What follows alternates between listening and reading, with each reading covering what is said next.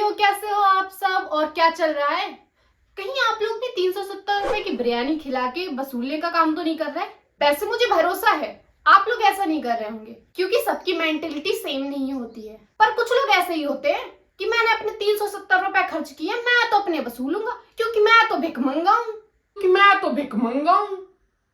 कोई तरीका है भीख मांगने का? पर तू अब 70 रुपए की बिरयानी खाने लायक भी नहीं रहा।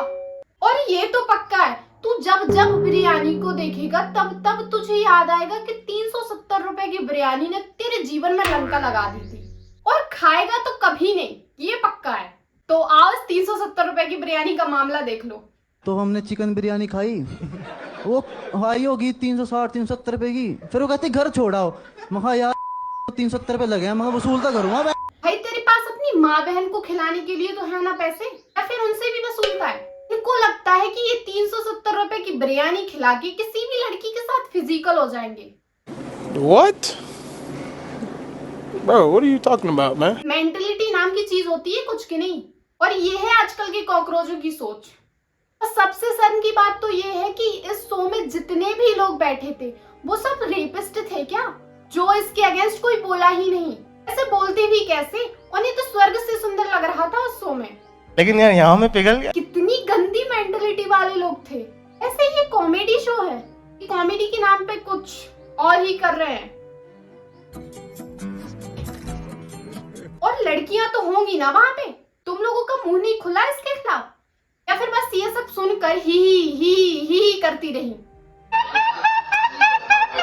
समझो सखियों, क्यों जाना है ऐसे भिखारियों के साथ डेट वेट पे? मम्मी पापा इसीलिए पढ़ाते हैं कि तुम इंडिपेंडेंट बनो और खुद के खर्चे खुद उठाओ।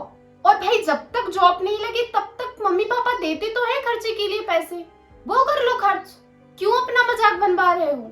और नहीं शब्द का ज्यादा से ज्यादा यूज किया करो आप लोग, स्पेशली इन जगहों पर।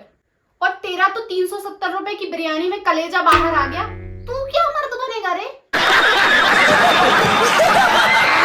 370 से एक्सपेंसिव तो उनके मेकअप प्रोडक्ट होते हैं भैया, और तेरे 370 से ज्यादा की तो वो मंथली पैड्स यूज करके फेंक देती हैं।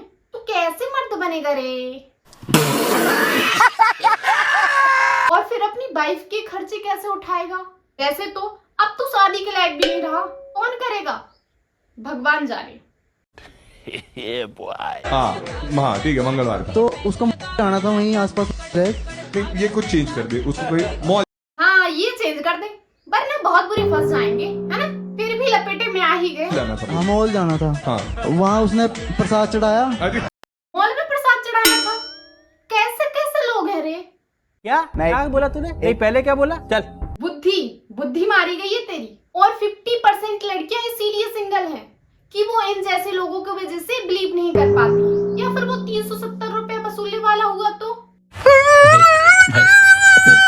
इसीलिए वो सोचती हैं कि फालतू के कर्म कांडों से तो यही सही है कि सिंगल रहो। पर सब सेम नहीं होते, चाहे वो लड़का हो चाहे लड़की हो। पर अब तो 370 रुपए अच्छे से वसूल हो गए, एक की जॉब गई और दूसरे का account. Bye bye tata goodbye गया। पर ऐसे तो कॉमेडी शो भी रहने लायक नहीं है, कॉमेडी के नाम पे गंदगी मचा के रखी है। और भाई तुम अब अपने खर्चे उठाने लायक नहीं रहा।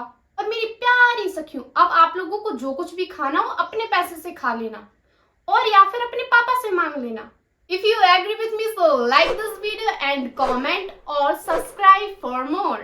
So take care, Radhe Radhe. शाबाश बेटा, बहुत